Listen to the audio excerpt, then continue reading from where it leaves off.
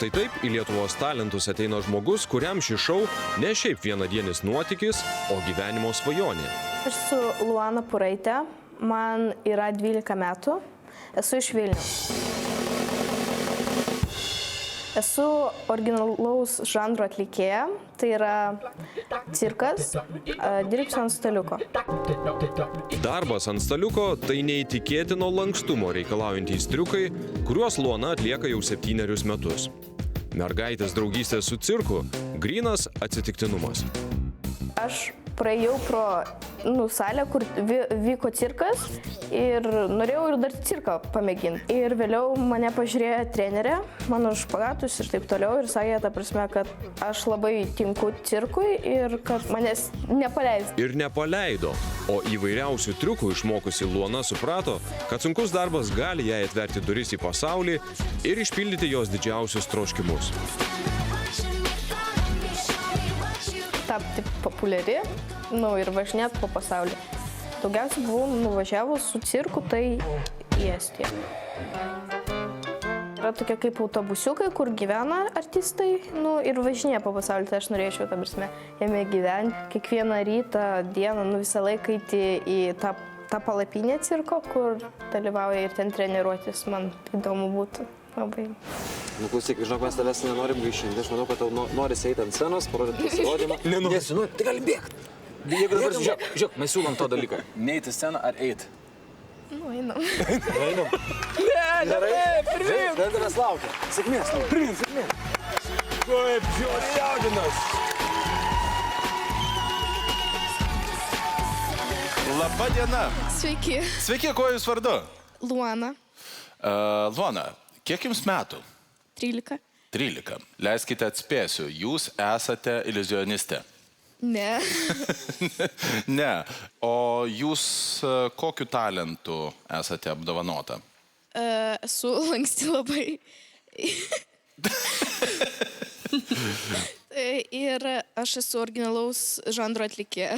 Originalaus žanro? Kas per žanras tai yra? Cirke vadinamas kaučikas.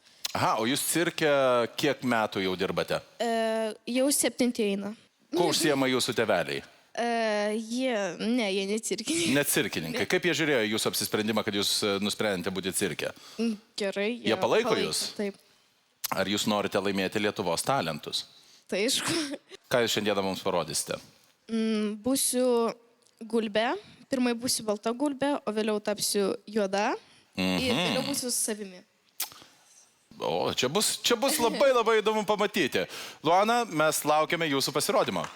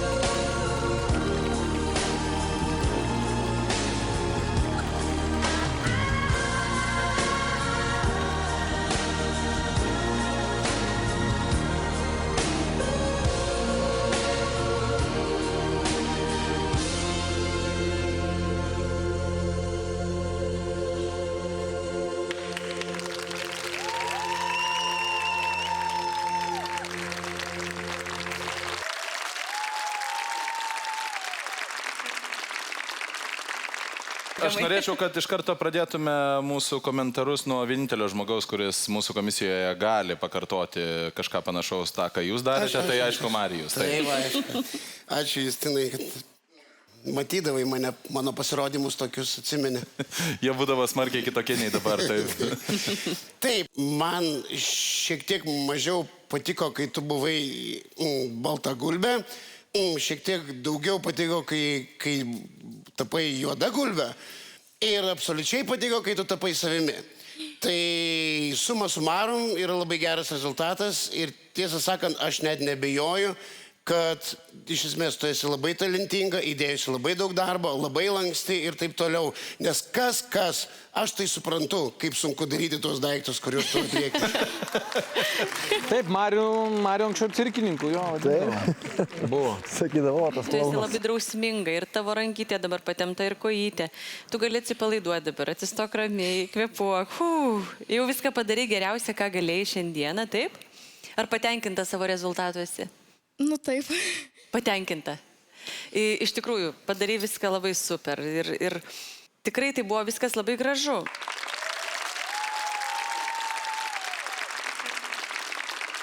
Man buvo visiškai klaidas mėtė smegenis, nes aš nesuprasdavau, kur kojos, kur galva, čia staiga jau pasikeitė, čia staiga tas. Ir tas visas judesys, jisai yra visiškai užbūrintis. Man atrodo, kad tu pasirodėjai puikiai, man atrodo, kad tu pasiruošusi esi būti mūsų projekto dalimi, nes man atrodo, kad tu esi labai talentinga. Ačiū labai. Mums dabar beliko išsiaiškinti, ar tu keliauji į kitą etapą. Marijau. Taip. Taip! Keliauji į kitą etapą, ačiū tau labai!